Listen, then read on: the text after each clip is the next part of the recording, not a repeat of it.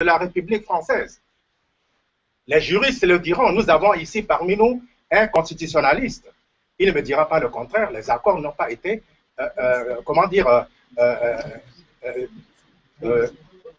revus. D'autres pays l'ont revu. Cela veut dire que nous sommes encore français, s'il vous plaît, avec les droits et les devoirs que nous oublions.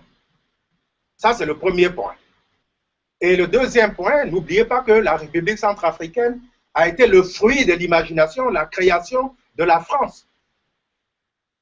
Si vous voyez l'histoire de la République centrafricaine depuis l'Antiquité, et surtout à partir du XVIe siècle, XVIIIe siècle, les mouvements migratoires, tels que vous l'avez dit, la porosité des frontières.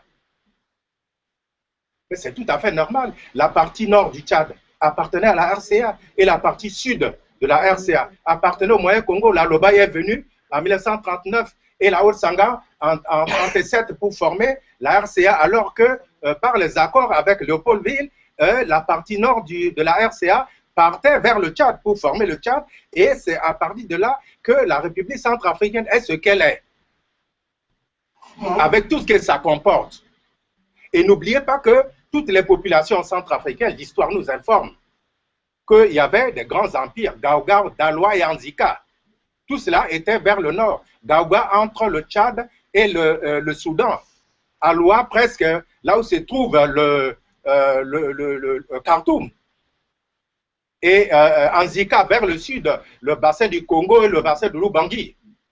Donc c'est tous ces royaumes-là qui nous pompaient des peuplades, des populations. Ce qui fait qu'on ne peut pas dire que la République centrafricaine est composée vraiment des gens issus uniquement du terroir centrafricain. De sorte que la porosité des frontières est normale. Et hier, on a mis en exergue l'incapacité, l'incompétence des hommes politiques. Oui, c'est vrai, tout part de là. Nous n'avions pas d'armée pour protéger nos frontières, c'est normal. Et puis l'histoire prouve que les événements viennent toujours du Nord. Je le dis en tant qu'homme politique, pour avoir existé depuis Boganda jusqu'ici, il y a des hommes politiques parmi nous, d'où Hassan et le ministre Ahmed Douban. Mais je suis le plus vieux d'eux, puisque j'existe depuis Boganda jusqu'à maintenant. J'ai vu venir tout le monde, j'ai vu venir partir beaucoup de gens. Et je suis à la base de beaucoup de choses. Et j'ai suivi toutes les démarches menées pour la consolidation de l'identité centrafricaine. Et ce que vous dites est vrai, parce qu'à un moment donné, la République centrafricaine n'avait pas la maîtrise. Et hier, il a été dénoncé que la puissance d'un État vient non seulement de la qualité militaire, la gestion de la défense et de l'armée, mais aussi de la monnaie. C'est ce qui a été souligné hier. Et nous n'avons pas d'armée. Qu'est-ce que vous voulez que nous puissions protéger nos frontières? Nous n'avons pas la monnaie, donc la puissance économique. Qu'est-ce que vous voulez que nous ayons de la puissance pour nous imposer? Et puis, on a parlé de la monnaie. Mais retenez bien, quelqu'un hier a dit, une personnalité, je crois, c'est le ministre Douban a dit, mais la gestion de la communauté internationale, dans le cadre de la mondialisation qui existe depuis longtemps, ce n'est pas un courant moderne, mais c'est comme la bouche. La bouche comporte les dents et la langue. Les dents sont trop dures. Lorsque les dents veulent broyer les os, bien elles se cassent. Parce qu'elles veulent plutôt forcer. Mais la langue est tellement douce et affectueuse qu'en voulant cajoler les dents, elle se fait blesser. Elle se fait parfois broyer. Mais en attendant, les deux existent pour former la bouche. C'est comme ça le monde. Donc il nous appartient, nous les hommes politiques depuis longtemps, de savoir ce que nous voulons. C'est donnant-donnant de proposer à la France ce que nous voulons. La France apporte la technologie et nous la matière première. À nous de voir l'intérêt profond de la République centrafricaine. C'est ça le vrai problème, la capacité d'imagination et d'action des hommes politiques. Mais il ne faut pas accuser seulement la France. C'est d'abord nous-mêmes. D'abord nous-mêmes, centrafricains, ce que nous ne savons pas. Est-ce que nous savons qui nous sommes, que nous savons ce que nous voulons? Est-ce que nous savons notre trajectoire et comment formuler et reformuler toujours notre identité? Il ne faut pas toujours accuser les autres. Il faut d'abord commencer par dire « et moi ?» Où est ma responsabilité dans tout cela? Dans la vision de ce que je suis et la vision du peuple et la vision du monde dans un cadre communautaire qui est le monde. Merci. Bravo. question, monsieur l'ambassadeur. Alors, quelle est la solution succinctement, en résumé, pour pouvoir nous lancer dans des pistes? Quelle est votre solution? Merci. La solution est toujours ce que j'ai proposé, c'est que le ministre prendra la parole, c'est que nous puissions d'abord, nous-mêmes centrafricains, nous regarder dans les yeux et chercher à savoir, d'abord, nous identifier qui sommes-nous. D'abord, qu'est-ce que nous voulons en tant que peuple et qu'est-ce que nous voulons aussi en tant qu'élément de la communauté internationale. Donc, proposer ce qui émane de nous dans un cadre de large concertation avec la communauté internationale et pratiquer la politique de donnant-donnant. C'est une question de jeu, comme ça a toujours été, depuis que le monde est le monde. Donc, il faut que nous nous ressaisissions pour savoir qui nous sommes, ce que nous voulons, bâtir, donc, identifier les objectifs de notre action et construire les stratégies correspondantes. Mais cela demande du calme, que nous puissions nous entendre, que nous puissions considérer l'essentiel. L'essentiel aujourd'hui peut être accessoire demain, et ce qui est accessoire aujourd'hui peut être essentiel demain. Donc, c'est à nous d'abord de réfléchir, de savoir qui nous sommes, qu'est-ce que nous voulons, comment nous devons atteindre nos objectifs. Je crois que c'est cela, par la concertation, le dialogue, la réflexion continue. Merci beaucoup. Nous reprendrons le débat dans un petit moment. J'aimerais qu'on passe à la deuxième étape donc, de cette conférence en donnant la parole au docteur Lamessie qui va intervenir donc sur cette thématique. Et ensuite, nous reprendrons les échanges juste après pour qu'on puisse justement agrémenter un petit peu les différentes réflexions. Juste une question de procédure. J'insiste, c'est un dessin que j'insiste. Je crois que toute la journée se fera de manière dynamique. Et à mon sens, l'après-midi, c'est là où le débat va vraiment être beaucoup plus porté sur les solutions et les pistes de sortie de crise. Vous ne pouvez pas vider la conférence dès son entrée en posant des questions par rapport à des solutions ou des pistes qui nous amèneraient à sortir de la crise. C'est pour cette raison que j'aimerais que tous ceux qui sont dans le management de cette conférence-là nous amènent vers ce processus et qu'on aboutisse véritablement à des pistes de solutions in fine. Mais si vous le commencez dès maintenant, j'ai bien peur que ici on perde notre temps. Et j'en ai pas à perdre. Je vous remercie. On voit qu'il y a beaucoup d'empressement effectivement à évoquer ces fameuses solutions et que nous allons effectivement garder pour cet après-midi ce qui aura été éveillé simplement ce matin afin de passer en revue les différentes thématiques. On va reprendre peut-être passer à l'intervention du docteur Lamessie. Et ensuite, nous rouvrirons effectivement ce débat très, très passionnant, passionné.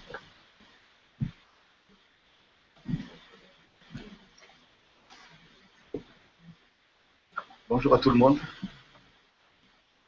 Je voudrais d'abord, d'entrée de jeu, exprimer vraiment toute ma gratitude à toi, Ivo, à toute ton équipe, pour l'aimable invitation que vous m'avez faite. Et je suis très, très, très heureux de participer à ce débat. Surtout, c'est un espace démocratique, un espace de liberté, mais aussi un espace de pondération. Je pense qu'il y a trop de passion. Et je vais dépassionner le débat.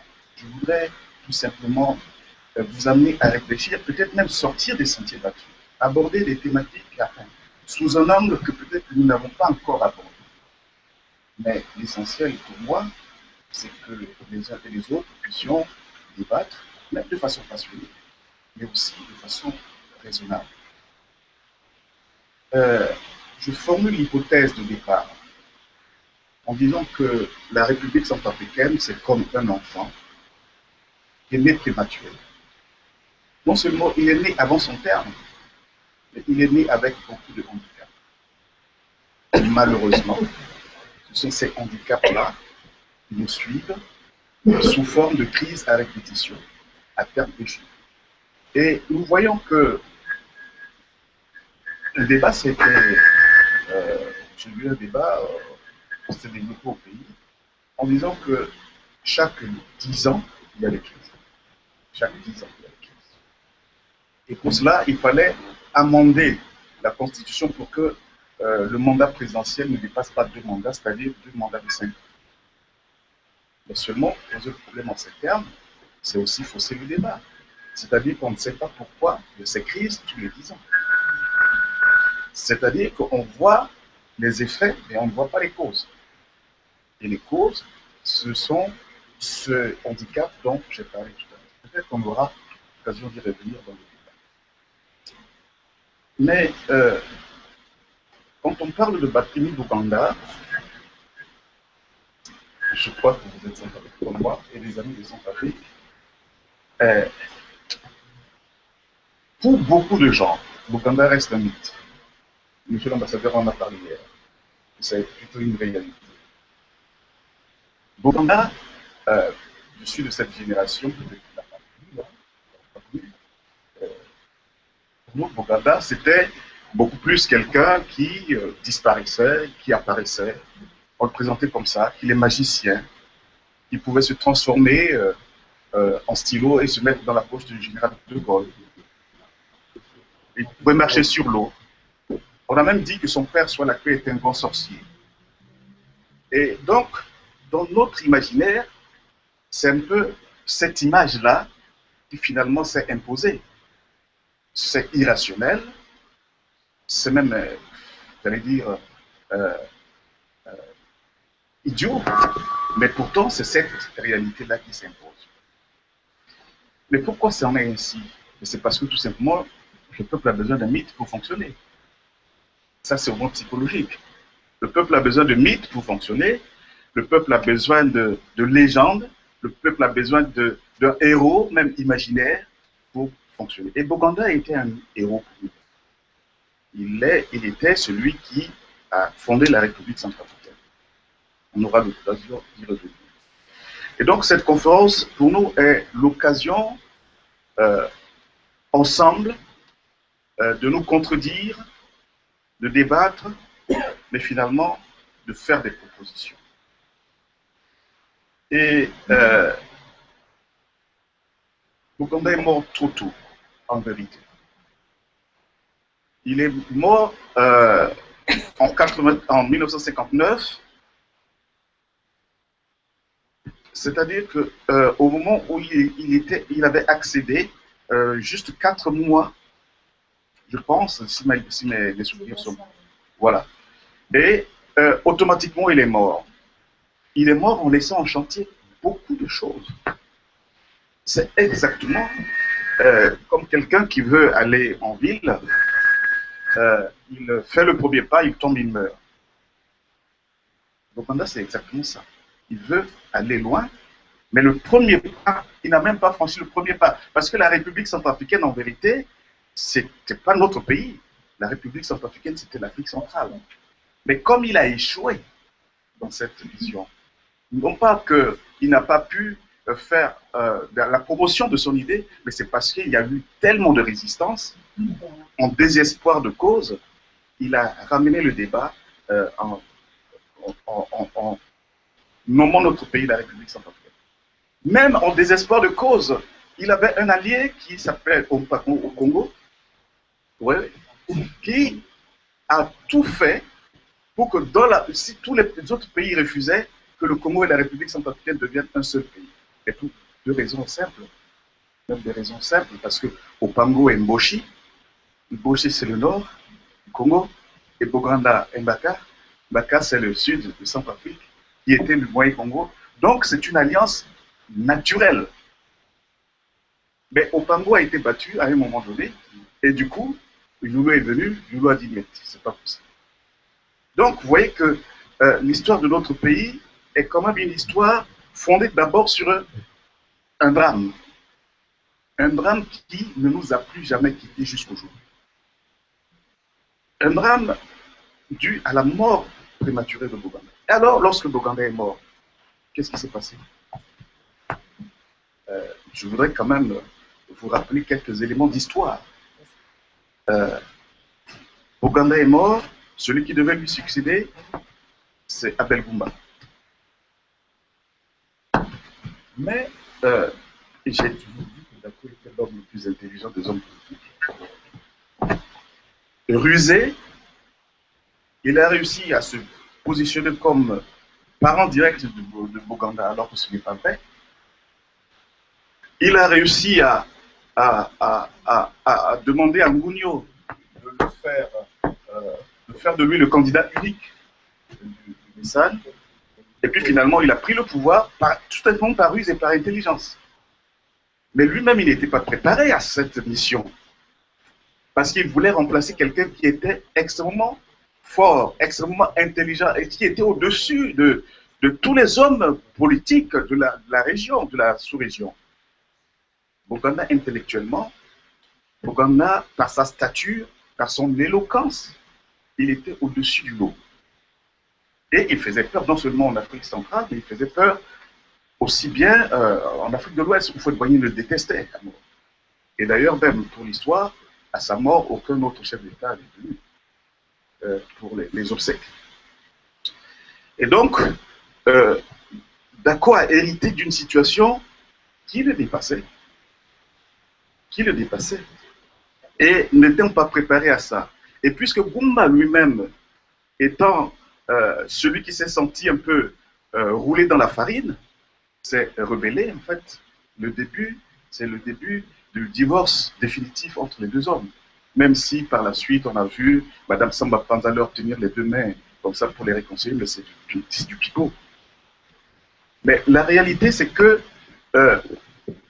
Dako, lorsqu'il a pris le pouvoir automatiquement, ce qui s'est passé, c'est qu'il s'est arrangé pour éliminer aussi ses adversaires politiques. Donc Goumba qui était arrêté avec les autres députés de son parti, etc. etc. Mais par la suite, on a vu que finalement, Dako aussi est parti trop tôt. Il a géré le pays que presque 4 ans, ou 5 ans. C'est de 60, en 59, on ne comptait pas ça. 60, et puis jusqu'à 65, 66, ça y est. Et Bokassa est venu aussi trop tôt. Le coup d'État est venu trop tôt. Vous voyez, c'est ce handicap qui nous poursuivent jusqu'à maintenant. Bokassa est venu dans les contextes que nous savons. Il a pu, avec de bonnes intentions, avec un discours révolutionnaire, il voulait que, etc., etc. Mais par la suite, on a vu que ce n'était pas possible. Alors, quels sont les handicaps qui nous poursuivent? D'ailleurs, on n'a même pas encore construit une nation en 1960. Boganda n'avait pas fini de construire cette nation. L'indépendance aussi est arrivée trop tôt. C'est pourquoi je dis que nous sommes un pays prématuré. C'est-à-dire que, vu ce qui se passait en Guinée et autres, en dépit, la France a voulu octroyer l'indépendance dans un élan de désespoir, j'allais dire. Il a donné l'indépendance alors que les nations n'étaient pas encore préparées, surtout la République centrafricaine. On n'avait même pas de cadre encore. Et ce qui fait que lorsqu'on a eu l'indépendance, il fallait bien assurer les préfectures et les sous-préfectures, l'administration. Qui mettre?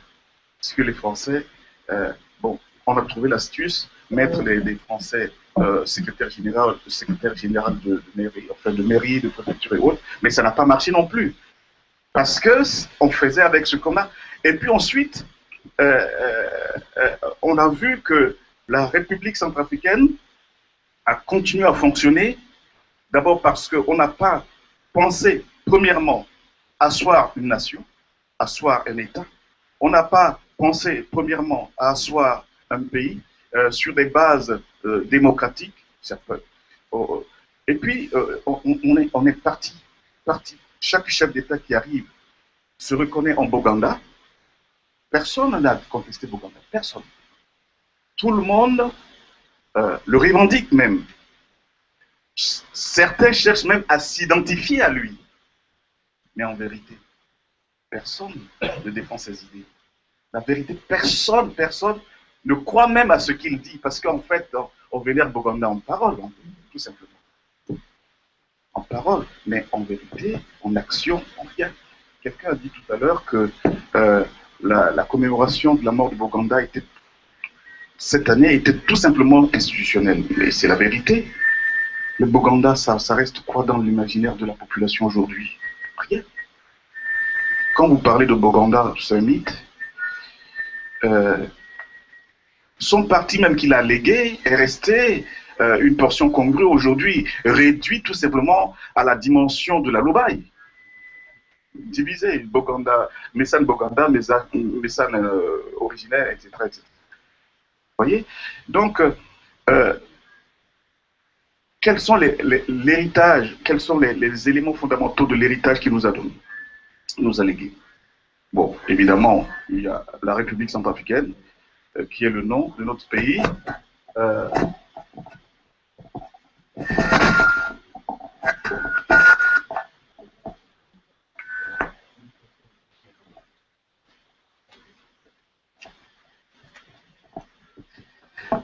Donc, il y a le nom de la République centrafricaine. J'allais dire que ce nom est un appui qui est trop grand, ça nous dépasse. Ça veut dire qu'il faudrait revenir à quelque chose qui convienne à notre taille. Et deuxièmement, il y a la devise que nous avons rappelée hier lorsque nous nous sommes retrouvés dans la salle l'unité, et c'était dans un contexte qui était assez, un contexte de division. Comme j'ai dit tout à l'heure, nous revenions de ce moment où il fallait rassembler les différentes ethnies. Il fallait surtout pour Boganda, rassembler les différents pays autour. Il fallait donc arriver à cette unité. Alors, il y a une phrase qu'il a dite que je ne m'empêche pas de vous le rappeler. Si la division, le tribalisme et l'égoïsme ont fait notre faiblesse dans le passé, la division, le tribalisme et l'égoïsme feront notre malheur dans l'avenir. Vous voyez que c'est une parole prophétique. C'est une parole qu'il a dite en 1959, mais qui prend aujourd'hui toute son importance, qui prend aujourd'hui sa valeur. Nous arrivons, au lieu de l'unité, nous sommes dans une situation où le tribalisme est exacerbé. Vous savez, il n'y a pas... Quand j'étais en France, quand nous étions étudiants, il suffisait, quand vous marchez dans la rue, il suffisait d'entendre quelqu'un parler sango, ça vous fait un frisson, vous courez automatiquement vers lui comme l'insecte qui court après la lumière. Mais aujourd'hui, quand j'entends quelqu'un parler sango, j'hésite un peu. Et puis ensuite, vous allez le voir, et vous dites, vous êtes d'où? Vous êtes déjà centrafricain. C'est une question tendancieuse. Mais ensuite, ça vous gêne d'ailleurs, de toutes les façons, ça vous gêne forcément. Et selon votre réponse, il peut continuer la discussion ou bien achever la discussion. Mais cela est la conséquence logique de notre manière de penser la démocratie. Et après, on a parlé de la dignité aussi comme élément important de notre devise.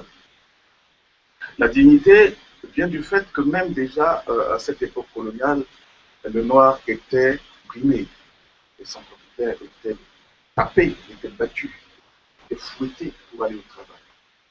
Et c'était des sous-hommes.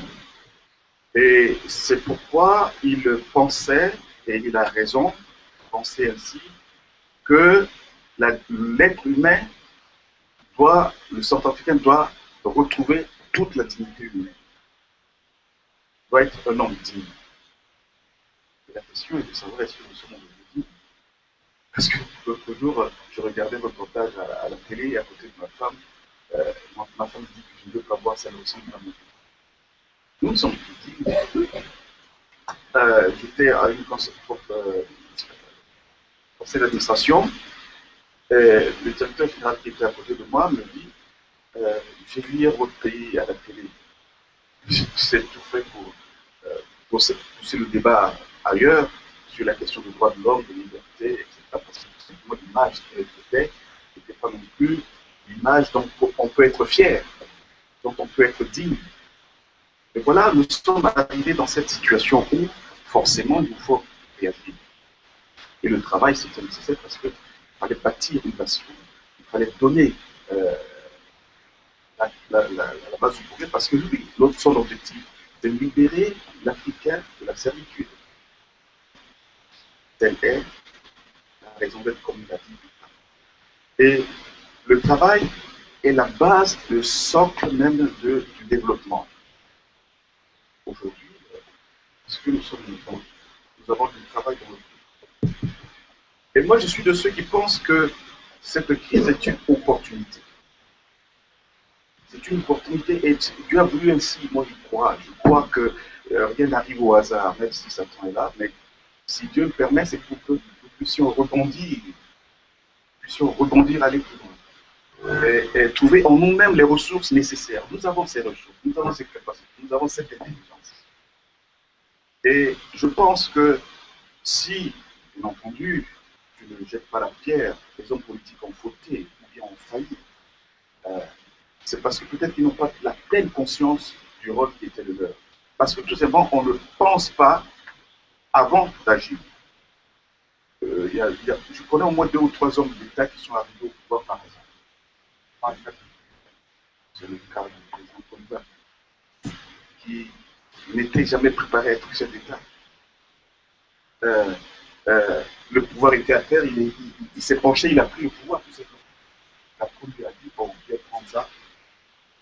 Il a ramassé. Donc maintenant qu'il a ramassé, il faut dire qu'il en fasse quelque chose.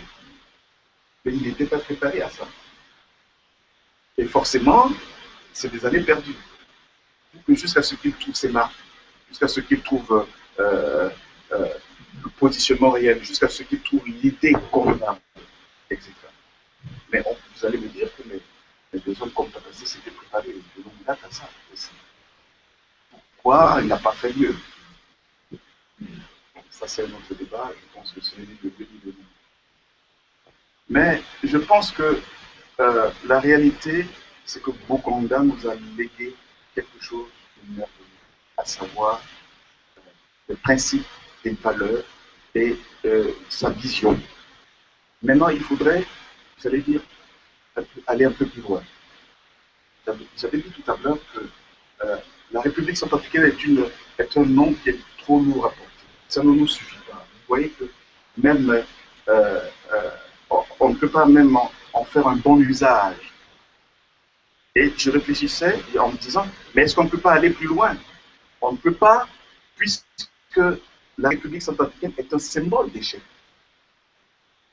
Est-ce qu'on ne peut pas repenser les choses autrement? Pourquoi vouloir coûte que coûte garder ce nom qui nous rappelle l'échec même? C'est un débat. C'est un débat, peut-être qu'on ne va pas surmonter ce débat aujourd'hui. C'est un débat qui mérite d'être approfondi. Et l'unité me semble être l'élément essentiel, absolument essentiel. Je crois que jusqu'à maintenant, je connais Mamba Chaka depuis au moins plus d'une vingtaine d'années. Je n'ai jamais connu son époux, mais ça ne m'intéresse pas. Et pourtant, on se voit tous les jours, on se salue tous les jours, on s'appelle tous les jours, nous sommes des amis, mais ça ne m'intéresse pas. L'objectif, je crois qu'on se voit sur des bases réelles, nettes, claires. Bâtir un pays, bâtir une nation, nous sommes engagés, nous avons milité dans beaucoup de choses, mais malheureusement, aujourd'hui, nous sommes encore au niveau du tribalisme. Si ce n'est pas celui de mon époux, ça ne compte pas. Nous sommes encore au niveau de nous entretuer, de nous découper avec des machettes. C'est pire une chose qu'un Centrafricain mangeait un autre Centrafricain. Ça dépasse la logique. Bon, je pense que tout le reste, on va continuer le débat. Je m'arrête là. Je vous remercie. Merci beaucoup pour la réussite. On va profiter que le micro marche bien, on va enchaîner. On ouvrira le débat juste après une seconde intervention. J'aimerais qu'on entende Charles Arnel Duval pour justement aborder les fondamentaux de l'héritage politique de Barthélémy Boganda. Et ensuite, nous pourrons terminer cette matinée par un nouvel échange qui permettra de clôturer ces premières interventions. Donc, je vais essayer de prendre pas comme ça pour directement répondre.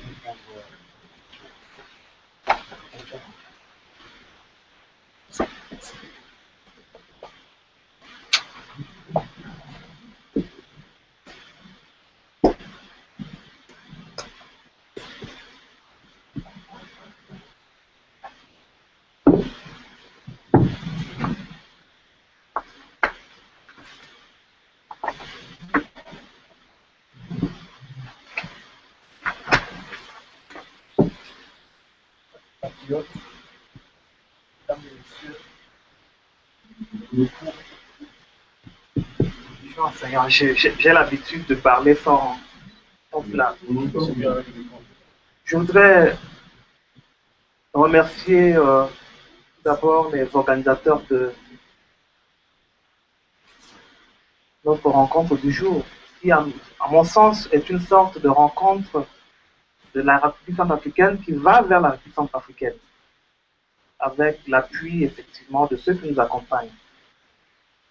Je salue cette initiative simplement parce que, depuis un certain nombre de temps, plusieurs forats ont été organisés par des non-centrafricains pour les faire asseoir autour d'une table et discuter de cette crise. Mais cette fois-ci, cette initiative, d'abord centrafricaine, c'est le lieu de féliciter la Fondation Camache et le think tank FINICC pour cette initiative. On me demande de parler ce matin de Barthélemy Boganda. En réalité, j'ai toujours du mal à parler de lui puisque, comme bon nombre d'entre vous, je ne le connais pas et je l'ai découvert à travers les rudiments des cours d'instruction civique et progressivement, lors de mon parcours, j'ai pu approfondir mes recherches parce que je voulais forcément savoir qui était cet homme, qu'avait-il de spécifique ou de spécial dans un contexte effectivement où il était une sorte de borgne au pays des aveugles, mais ce borgne qui devait aiguiller toute une nation à travers une construction. Donc, au regard de tout cela, je pense qu'aujourd'hui, la République centrafricaine, celle de 2014, celle qui est sous le feu des projecteurs, des télés, des radios du monde entier, est un pays, oui, parce que vous en incarnez un des éléments de cela, puisque le peuple est là, les hommes sont là, la terre centrafricaine existe. J'écoutais tout à l'heure quelqu'un dire que notre pays est immensement riche. Je me méfie souvent de cette pensée qui tend à faire croire que la République centrafricaine est immensément riche et qu'après, quand on voit au résultat, c'est exactement l'image de celui qui est au bord de la route, un mendiant, assis certainement sur un sac d'or, mais qui mendie. Ou encore, deuxième image, un véhicule, comme nous avons l'habitude de voir dans nos pays, qui roule et qui s'emboucle dans un village. Et ce village, comme dans notre village centrafricain, tout le monde, le matin, est à côté du feu, et ce véhicule, avec son chauffeur, est plein de passagers qui y sont et qui disent donc de leur véhicule, venez nous pousser pour qu'on quitte effectivement cette gadoue. Et pourtant, il suffisait à eux d'abord de descendre pour commencer à pousser leur véhicule et ça va susciter ne serait-ce que l'adhésion, le sentiment ou encore une certaine apathie pour que les uns poussent à avancer. Donc, voilà deux images qui reflètent véritablement le malheureux pays et le pauvre peuple centrafricain de 2014. Un État failli. Et pourquoi État failli? Parce qu'il y a aujourd'hui cette liquéfaction de l'État engendrée par ce chaos sans commune mesure, la première fois de l'histoire. Et au regard de ce triste constat, nombre d'observateurs, les Centrafricains en premier s'interrogent, recherchent les meilleures solutions, les pistes, mais n'en trouvent pas.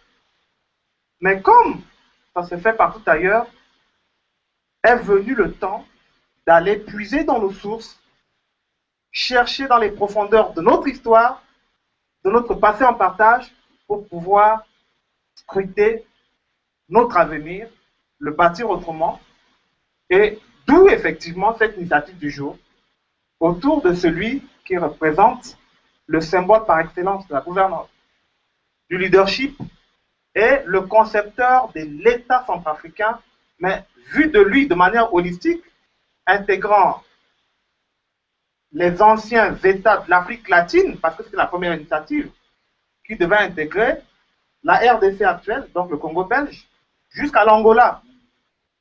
Et finalement, on va se retrouver avec la deuxième tentative autour de l'AES, effectivement, histoire qui a été peinte avec brio par le professeur Lamessi, je ne reviens pas dessus. Et donc, voilà un peu cette démarche. Et pour moi, j'aborderai cette thématique en parlant d'abord de cette pensée de Barthélemy Boganda, des valeurs d'unité, de dignité, un certain nombre de valeurs qu'elle contient ou qu'elle incarne. Et dans un deuxième temps, nous tenterons ensemble de voir si ces valeurs peuvent-elles être adaptées au contexte du moment. Donc, de la pensée de Barthélemy Boganda. Comme je l'ai dit et sous une tribune ailleurs, Barthélemy Boganda avait rêvé et fini par créer un État uni, digne par le travail de sa population, autour des valeurs d'unité, de dignité et de travail. Donc, je ne reviendrai pas dessus puisque Alain l'a si bien développé. Et aujourd'hui, chacun peut se faire une idée précise de ce que sont devenus ces trois éléments fondateurs de la devise centrafricaine. Ensuite, Boganda voulait affranchir du joug de la servitude loubanguien, donc son proche compatriote, laïfien, parce qu'il avait intégré non seulement la République centrafricaine, mais au niveau structurant infime, mais grand. D'ailleurs, son dernier poste, savait très bien que Boganda a beaucoup plus travaillé à l'extérieur qu'à Bangui, qu'en République centrafricaine, que ce soit au Palais Bourbon ou encore à Brazzaville comme président du Grand Conseil. Et donc, chaque fois qu'il était aux affaires, il était à l'extérieur. Et on parlait tout à l'heure de Houphouët-Boigny, mais la difficulté a naquit du fait que lors des élections pour le choix du président du Conseil de l'Afrique centrale, Houphouët-Boigny, qui était de l'Afrique de l'Ouest, était candidat. Et Boganda l'a brillamment battu. Il faut le rappeler. D'où effectivement cette difficulté des leaders d'attente. Et donc Boganda, il ne voulait pas s'arrêter à l'Oubanguien, à l'Aïfien, mais à l'Africain ou à l'homme noir tout court. Donc l'idée, effectivement, qui a été développée par les panafricanistes ou les grands jeunes du bois, et donc tout ce que vous pouvez connaître par rapport à cette situation. Donc, mais Boganda n'a pas tiré ses valeurs comme ça. Il fallait qu'il s'adosse à quelque chose.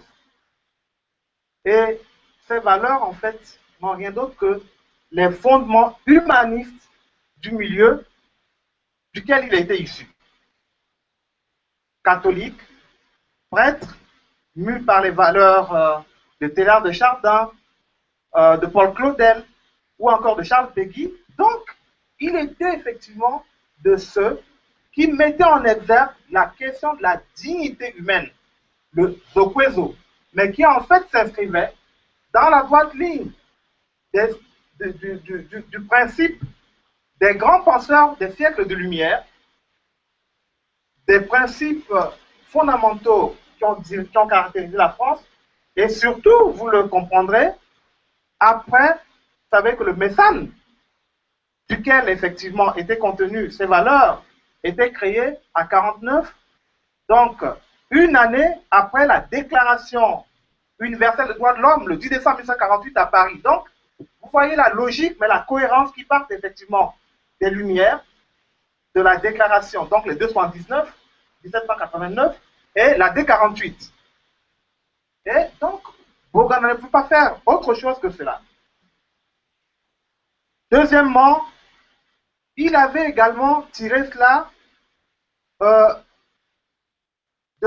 du fondement historique en fait de sa conception, qui n'est rien d'autre que les béatitudes qu'il retrouve dans Saint Matthieu. Heureux, heureux, heureux, heureux.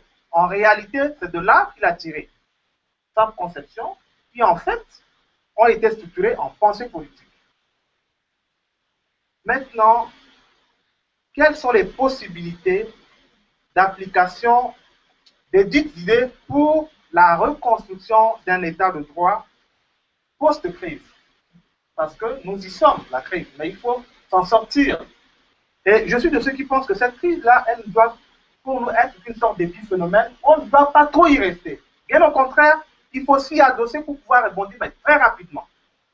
Parce que sans cela, on va revenir à mes images de tout à l'heure, de ceux qui sont là à pleurnicher éternellement. Et donc, c'est pour cette raison que ce soir, je vais beaucoup plus m'appesantir sur les développements des sorties de crise par rapport à cette situation, parce qu'il nous faut nous approprier notre destin et devenir dignes de développer notre pays par le travail.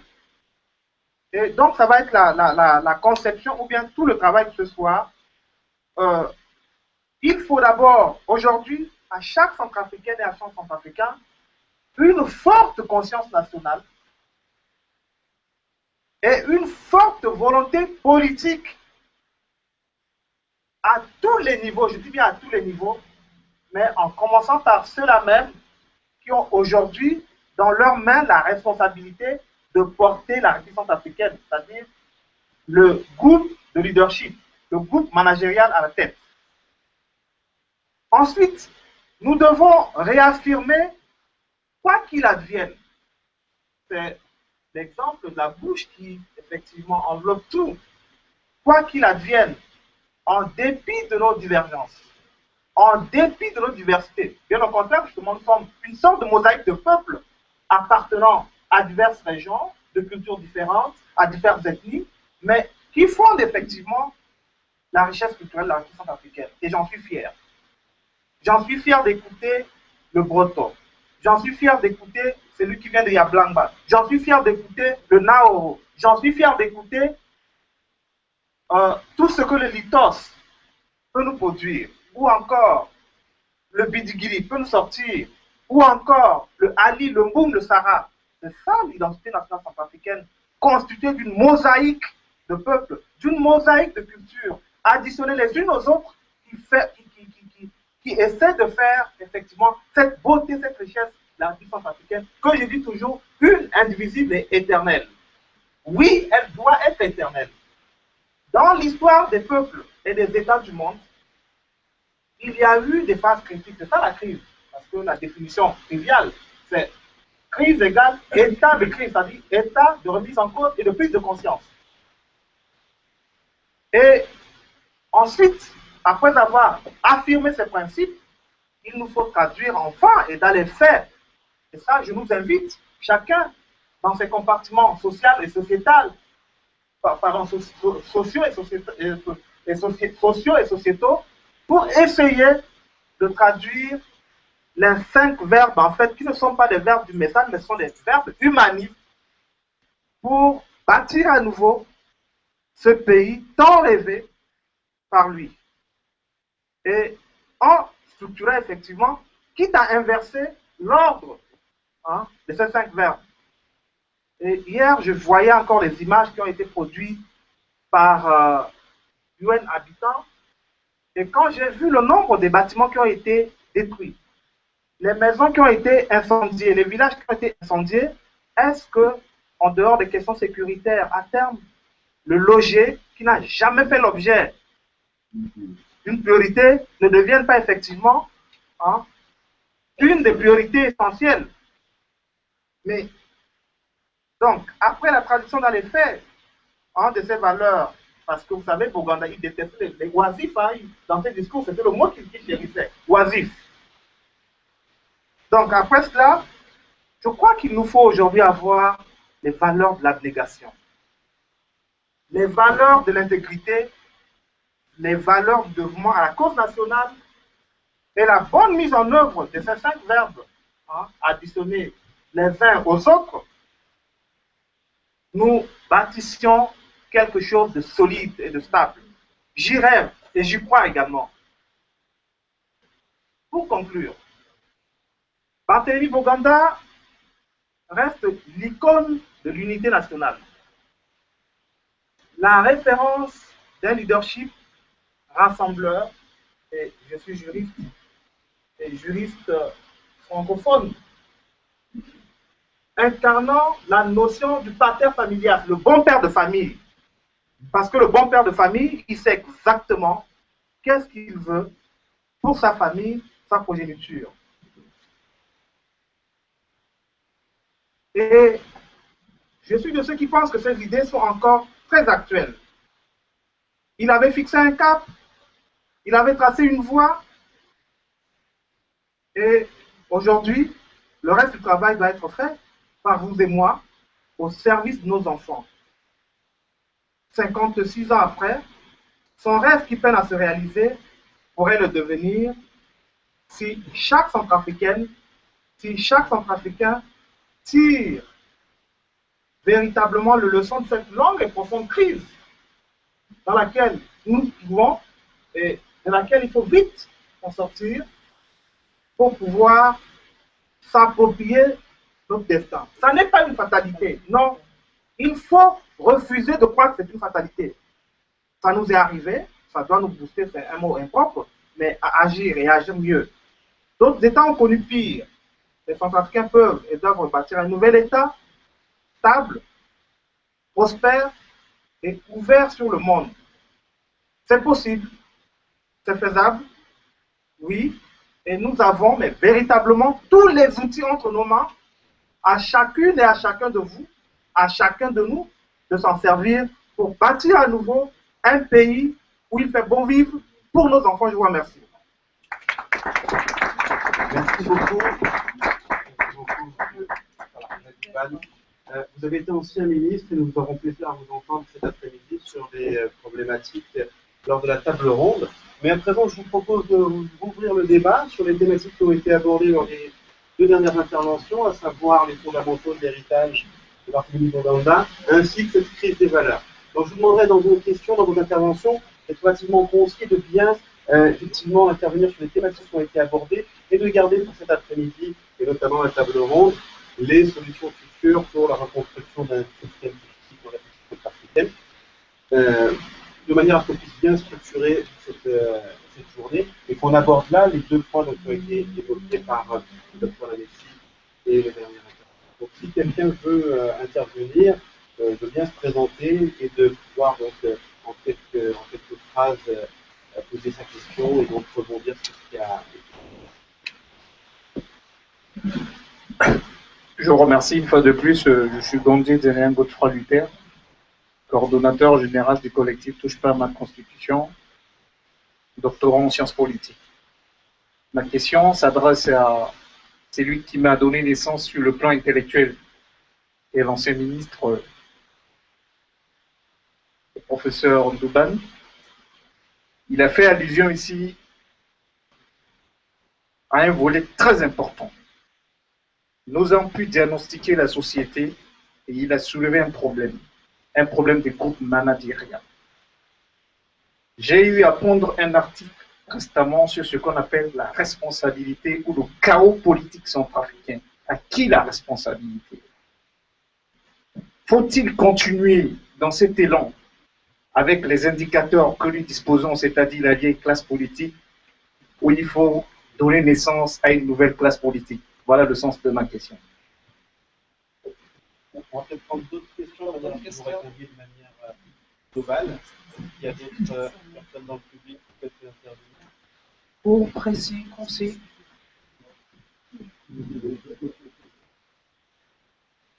Alors, bonjour Monsieur Douban. La République centrafricaine est en crise. Alors, après avoir développé les fondamentaux qui ont marqué l'esprit de notre président fondateur, Barthélemy Boganda, comment pouvez-vous faire pour appliquer ces fondamentaux pour juguler la crise que vit la République centrafricaine? Je vous remercie.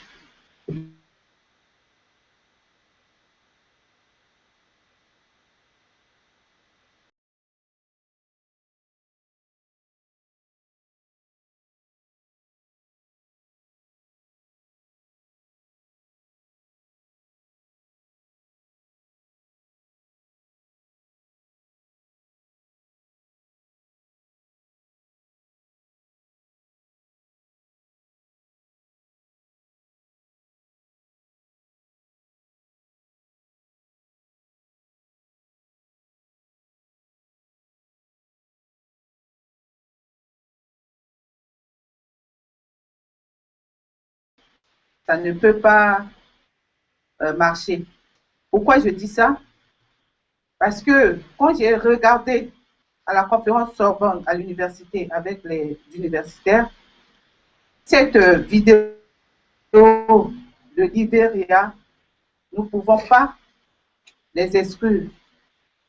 Sinon, il n'y aura pas de paix. Et nous devons pardonner. Pardonner, justice. Je pense j'ai que ma contribution à donner à mon frère là. Je n'ai pas de questions à poser. Merci.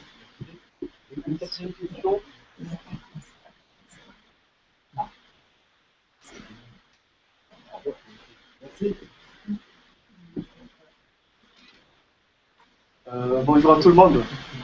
Je suis M. Mathieu Renado de Montpellier. Je voulais remercier le conférencier et je voulais poser une question. Est-ce qu'on peut poser les deux questions aux deux conférenciers? Voilà, merci. Ma première question, c'était à monsieur le conférencier, docteur Alain Amissi. Il avait dit dans ses interventions que Boganda est mort, Toto laissant tous les chantiers. L'indépendance est arrivée, Toto. Bokassa a pris le pouvoir, Toto. Dako, Toto. Kolumba, Toto.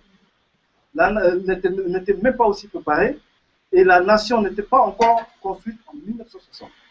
Et là, Boganda est mort en 1959. Tout à l'heure, l'ambassadeur il a dit tout ce qu'on fait actuellement, c'est sur les trucs de 1960. Les accords de 1960. Voilà. Ma question est celle-ci. Nous qui appartenons parmi ceux des générations 70, moi je fais partie des générations 70, 80, donc depuis 1959, comme tout n'était pas encore construit, c'est encore Toto. Nous sommes encore de cet accord. Quelle est notre position par rapport à ça? Est-ce que vraiment nous sommes dans un état?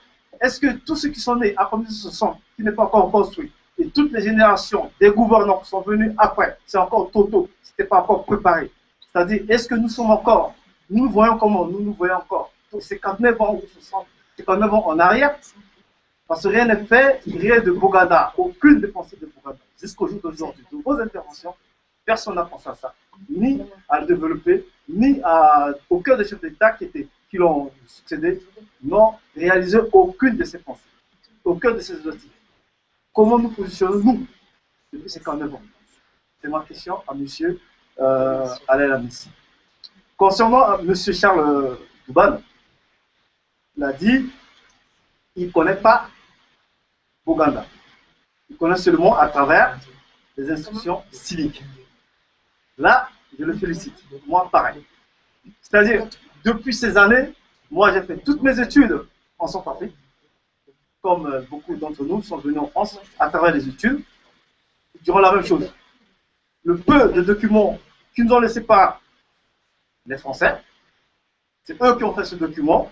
Et jusqu'au jour d'aujourd'hui, concernant Boganda, en Centrafrique, moi, ce que je connais quand je suis conduit en Centrafrique, j'ai passé tous mes adolescents là-bas, à chaque 29 mars, la mort de Barthélemy Boganda, qu'est-ce qu'on organise en Centrafrique? Un match de football à l'estade Barthélemy Boganda, il y a une coupe. C'est-à-dire, est-ce que personne n'a pensé à développer comme aujourd'hui, pour moi, j'ai connu certains mots de Bogana, certaines pensées de Bogana, quand je suis en France, quand j'ai fait certaines de mes recherches, exactement comme M. Douban, quand il est devenu accéder au grand poste, il a connu certaines choses. Est-ce que nos hommes politiques, est-ce que nos intellectuels, ils ont pensé à ces relais-là? Est-ce que la pensée de ce M. Bogana, aujourd'hui, qui nous rassemble ici, est-ce qu'on a pensé à développer nos enfants? Déjà, nous, c'est moi. Est-ce qu'on a beaucoup de scientifiques, à chaque fois quand on parle des centrafricains qui sont dans des institutions, ce sont des docteurs, ce sont de ceci, ce sont de cela, mais il n'y a aucun document qu'ils ont laissé à nous et aussi à nos enfants qui nous suivent. Je vous remercie. On va peut-être répondre dans un premier temps, on redonnera la parole à la conférencier de répondre.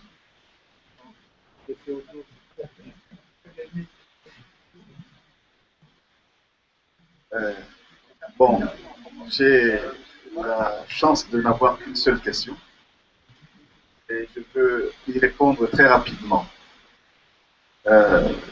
C'est Nadoum dont je connais le père, hein, qui a posé la question de savoir, puisque tout est trop,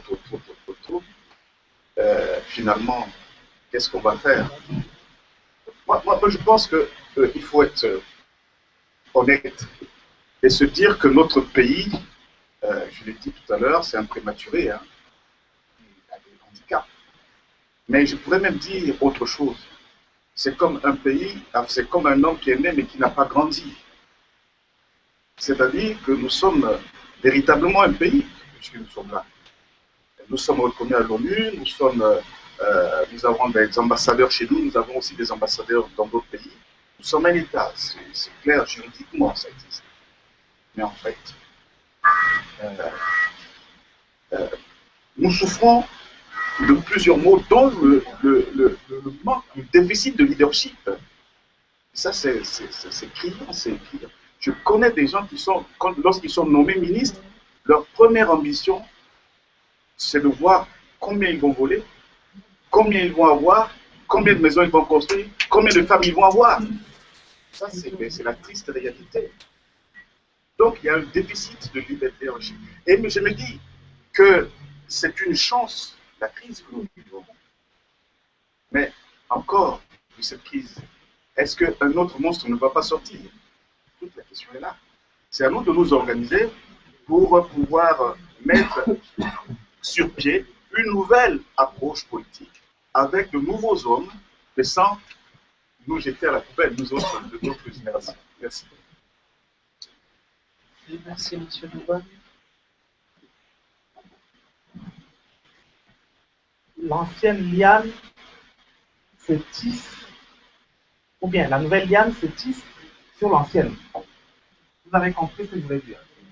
Voilà. Donc, ne me demandez pas de rompre entre une génération qui a fait ce qu'elle pouvait avec ses forces et ses limites, et cette jeunesse, justement, on nous taxe toujours ce type de jeunes lourds aux dents longues, mais parfois qui manquent d'expérience parce que dans nos précipitations, on veut tout avoir et tout de suite.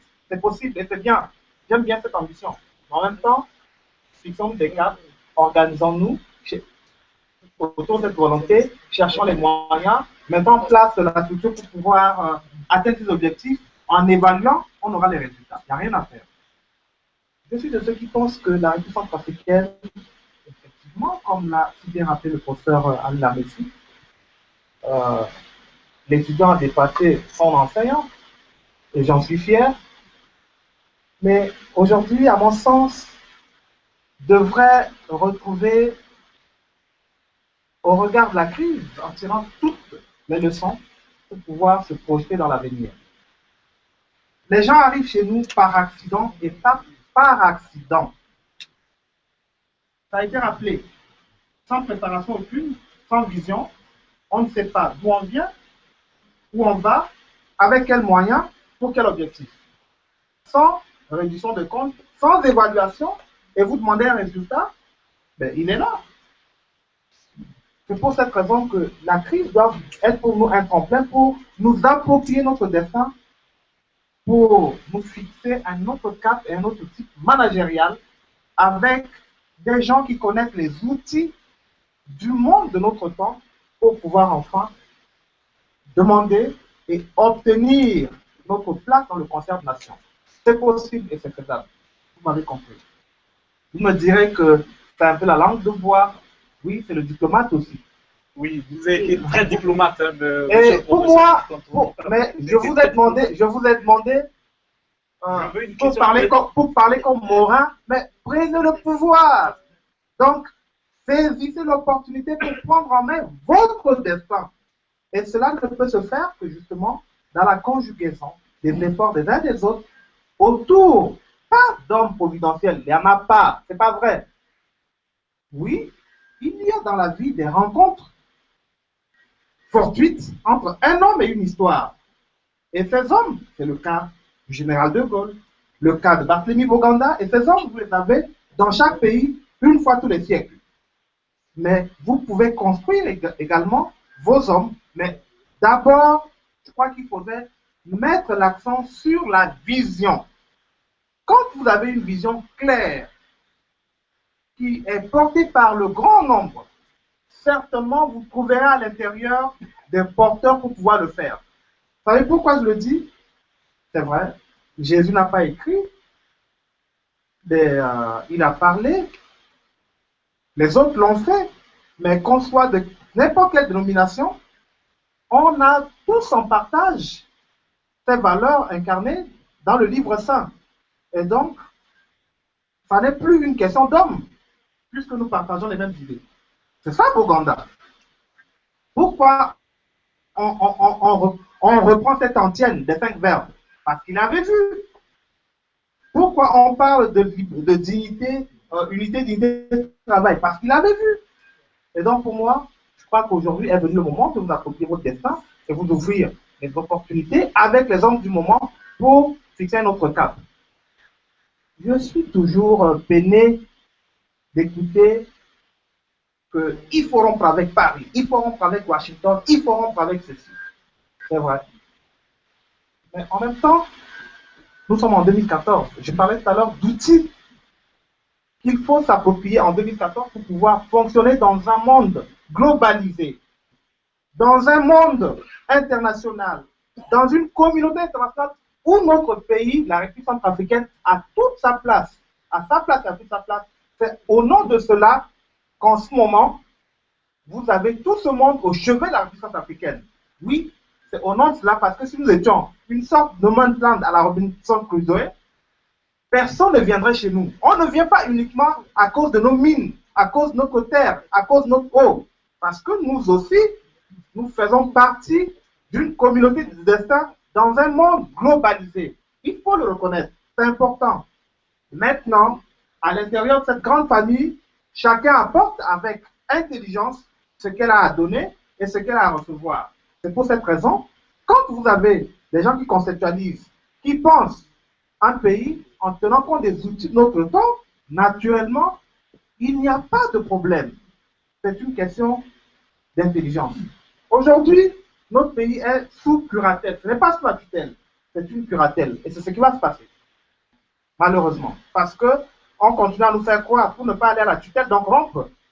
Mais on nous dit curatelle parce que vous êtes majeur, mais on va vous accompagner. Et donc ça, justement, en majeur, on aurait pu saisir aussi l'occasion pour nous intégrer dans le dispositif international et exister et nous approprier notre destin. Donc voilà, chers compatriotes, sans langue de bois, mais tout autant aussi en restant, vous savez, je suis très modéré sur ce genre de vue. Je préfère qu'on s'asseye sur nos forces en tenant compte de nos limites pour pouvoir avancer et faire de cette manière avec tout le monde et chacun à sa place pour rebâtir une nouvelle République centrafricaine. Je suis de ceux qui pensent à ça, qui croient, mais Dieu comme faire, et ça se fera avec vous pour vos enfants. Parce que vous vouliez que je réponde à chacun? Non, je crois que c'est global. Monsieur l'ambassadeur, vous vouliez intervenir ou un peu après. Alors, on clôture pour ce matin. Peut-être quelques mots de conclusion. Ou aussi, M. Thomas, si vous souhaitez dire un petit mot. afin de conclure et de reprendre donc le suite des conférences cet après-midi. Juste quelques mots de conclusion, parce qu'il y a encore beaucoup d'échanges qui vont avoir lieu cet après-midi. Et puis le timing, en fait, est du moins dépassé, non? Juste pour revenir sur les deux interventions très riches et puis sur les débats qui ont suivi, en fait, ce qu'on retient vraiment, c'est déjà toute la complexité de l'histoire qui a été évoquée, notamment sur l'après-Boyanda. Ce qu'on retient, c'est aussi justement un certain nombre de valeurs et de principes.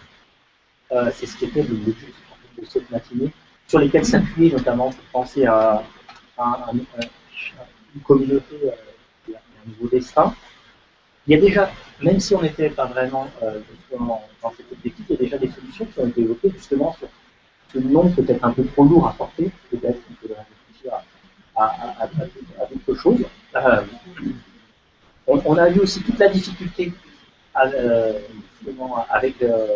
avec les générations passées qui ont été à la fois un peu dénoncées, mais en même temps qu'il faut justement réhabiliter, et on voit bien cette difficulté de construire ensemble un avenir.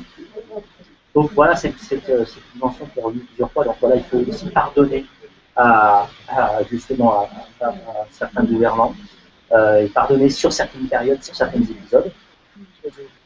Et puis aussi, ce qui a été aussi mis en avant, c'est le fait de ne pas avancer le cas de manière trop isolée, justement l'intégrer dans un monde plus globalisé, bien peser justement toutes les relations qu'on retrouve notamment entre la République centrafricaine et la France, mais également d'autres pays, et donc construire en fait une communauté de destin dans un monde globalisé. Donc il y a encore pas mal d'éléments qui vont être évoqués cet après-midi, beaucoup de débats, et puis je pense qu'on va arriver cette fois vers plus davantage de solutions peut-être un peu plus complexes. Merci en tout cas pour les échanges de ce matin. Et je rappelle que M. Douban est à la une d'Opinion Internationale, donc vous pouvez le suivre. Il a dit un peu la même chose qu'il a dit ce matin sur Opinion Internationale. Il y a un très bon article de lui. Donc c'est la pause. Nous nous retrouvons après le déjeuner pour la poursuite de la conférence. Merci.